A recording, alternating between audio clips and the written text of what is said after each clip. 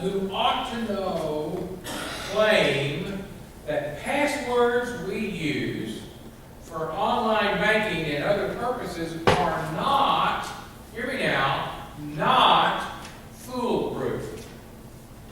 In fact, they are becoming an increasingly ineffective defense against aggressive hackers bent on creating online mayhem.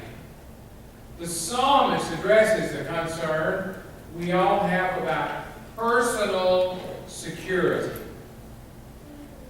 Remember when people used to hide their money in their mattress? Did you ever do that? Randy, did you ever hide your money in your mattress? I had a tin can in the backyard. But then they figured out that the mattress was one of the first places that burglars looked for cash. So they decided to put their money in an old sock in the bottom of a sock drawer. Or in a watertight plastic bottle in the back of the toilet. Or in an envelope taped to the bottom of a cat litter box. Yeah. Inside a big coffee can in the back of the cupboard. Or in an envelope inside a DVD case. Very clever, but not so completely secure. You don't want to come home and find that your spouse has loaned away your copy of The Color of Money, you know, the Paul Newman, Tom Cruise film, the one that's filled with your money. Fearing such losses, most people choose to put their money in bank accounts that can be accessed online with the use of passwords. They come up with the simplest string of characters, somewhere between 6 and 16 figures, that will keep their money safe. According to Wired magazine from the November 15th, 2012, a password is no longer an adequate means of securing precious data. No matter how complex or unique, our password can no longer protect us. Sadly for us, hackers are now breaking into computer systems and releasing lists of names and passwords on a regular basis. You probably know this more than anybody, don't you, Jack? We are putting so much personal information in the internet cloud that it becomes easy for criminals to trick customer service agents into resetting our passwords. This is all very depressing. We can only hope that the internet security experts are working hard to stay one step ahead of the bad guy. At one point, or at some point, we're going to have to move past the password.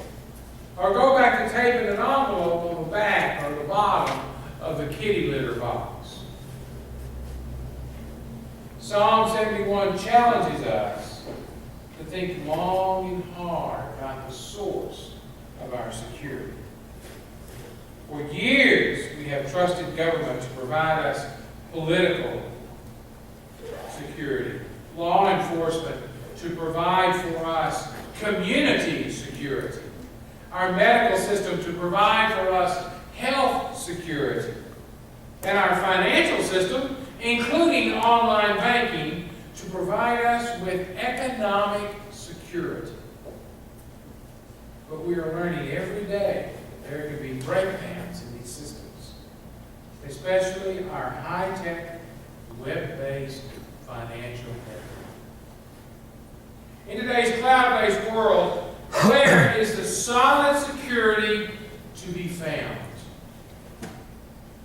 The writer of Psalm 71 calls God a rock of refuge, a strong fortress, one who can rescue us from the hands of the wicked. The psalm challenges us to put our faith in the Word of God, instead of in human words, in online passwords, to place our faith not in technological fixes, but in theological fixes, and be willing to put our personal information in the eternally secure cloud that is Almighty God. We can reveal everything to God and trust God to protect us and to save us. The psalm begins with the words, "In you, O Lord, I take refuge. Let me never be put to shame." The psalmist asks God to be a rock of refuge, a strong fortress, to save me, for you are my rock and my fortress. We do not know if the psalm writer was being chased by enemies or needed to hide, or if he was struggling with illness, weakness of age, or needing healing or help. But in any case, he pleaded with God. "In your righteousness, deliver and rescue me. Incline your ear to me and save me." At times we need a strong fortress, a refuge that cannot be penetrated by hackers or criminals, illnesses or enemies, failures or betrayals. We long for a place that is a rock of refuge, a mighty fortress, a bulwark that is never, ever, ever failing. Martin Luther felt the need for such a place when he took his stand against the Roman Catholic Church during the Protestant Reformation. In 1529, he wrote a hymn which began, "A mighty fortress is our God, a bulwark never failing. Our helper he, amid the flood of mortal ills prevailed." These English words are powerful, but the original German is even better. Historian Michael Strike points out that Luther compares God not only to a fortress, but to a stronghold, what he calls a Festburg. The word Festa points to a strong and complete, strong, secure tower. And by doing this, Luther stresses the absolute power of God over the invading forces. This is why the hymn's second verse ends with a triumphant prediction, and Christ must win the battle. A mighty fortress moves us past the password to something much more secure, to a completely unbreakable stronghold created by God. But Luther goes deeper in the German version. Speaking of the Festburg, historian Strike explains that a burg was a fortified town. When invaders approached, the surrounding populace fled to the safety of the walls, sometimes to layers of walls within the walls. In his hymn, Luther is saying that God is like the most powerful of all birds, one in which nothing can breach the walls. When we need a place of refuge, God offers us his mighty fortress, his Festburg. The stronghold cannot be hacked or broken into. Since it stands as a fortified town with eternally unbreakable walls, within the refuge of God's fortress, we will never be put to shame, because our value is based on our relationship with God, not on our earthly achievements and successes. Inside this fortified town, we are delivered, rescued, and saved by the Lord, who desires to have an eternal relationship with us. Now let us be clear.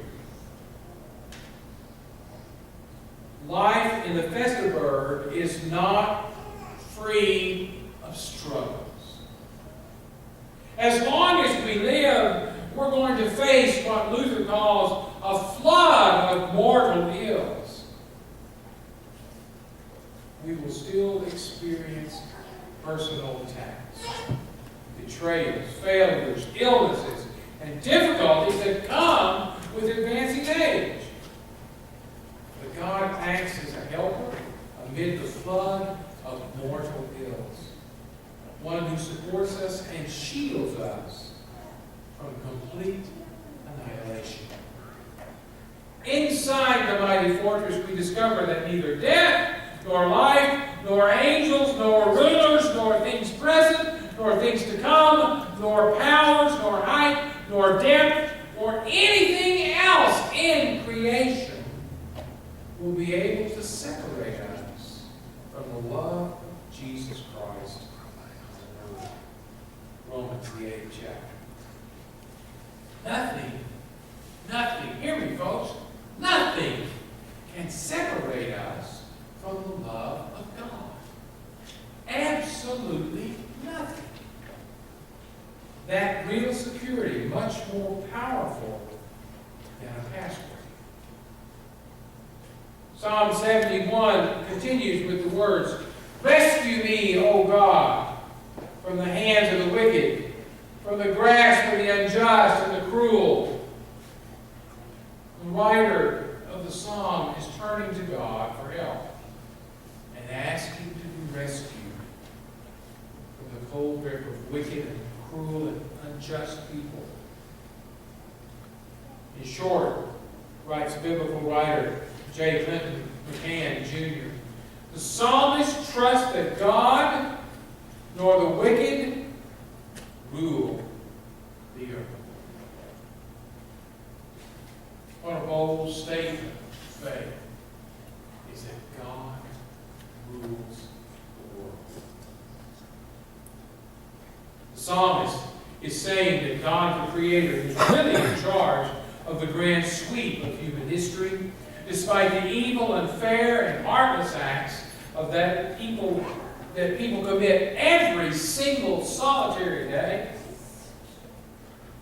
God can be trusted to work His purposes out, in spite of the selfish and sinful decisions that people make. To trust God in this way is to concentrate on living according to God's priorities. Most of us have learned how to invest our money, putting it in various online accounts with password protections. But have we learned how to invest our love, putting it into words and actions that serve our neighbors and glorify God? The writer of Psalm 71 has learned how to do this. For you, O God, are my hope, my trust. O Lord, from my youth.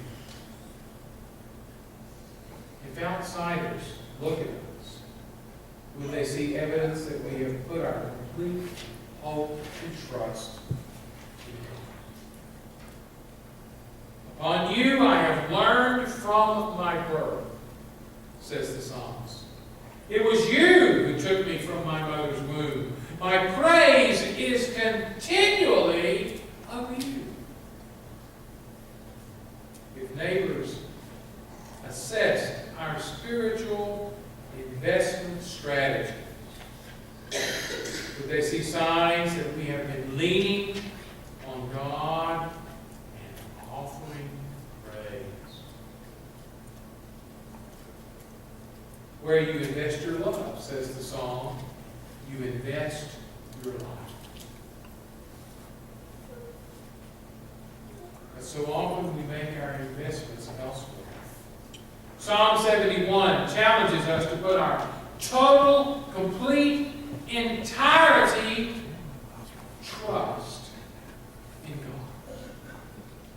Rather than in people or institutions of the world, it invites us to depend on the Lord for security, rather than on anything that lies behind a password-protected internet portal.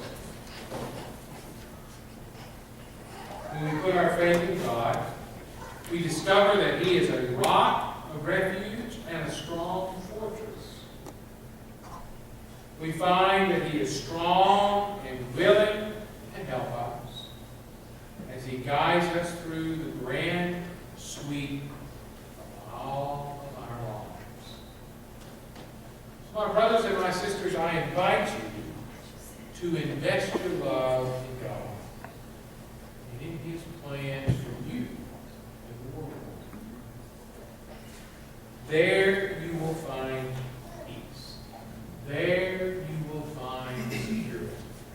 There you will find comfort. Only in God. I want you to know that this past week, Mary Gillespie, Victoria, and her boyfriend, and myself, we ended up on Thursday taking all of the stuff that we collected for R.J. Willem up there. We're still collecting. Don't feel like you're left out. You still get the opportunity to give.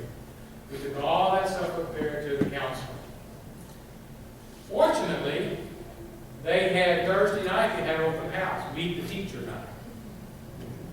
She's already gotten rid of a bunch of that stuff already. It's already gone. They were so excited. We took 7 tubs full of school supplies. 7 tubs. It's on my Facebook page. I showed pictures of it. If you haven't seen it, you go look at my Facebook page. Tracy was very excited about it. And I told her that we were going to adopt her for the rest of the year. As human beings, we need to look out in a God way and not a human way. And that's what that does. We touch the lives of little children and make a difference in their lives. They were so excited about the little clothes they had.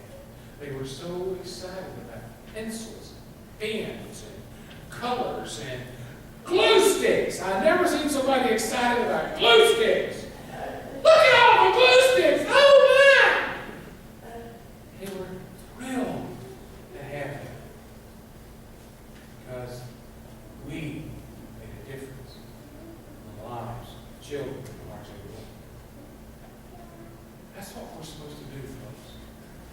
Is put our trust in God, not in the world, but God, and let God move to us, through us, and in us, and around us, and use us for His glory. God can make such a difference if we just get the heck out of the way. You ever been told that? Get out of the way and let God work. That's how He does. So I invite you today, if there is anyone here in this place that is not a member of this wonderful, loving, caring congregation, and you would like to be, I invite you to come and meet with me. Let us welcome you into this family. But if there's anyone that would like to come and kneel and pray at this altar, I invite you to come. We have time. It's time for you to come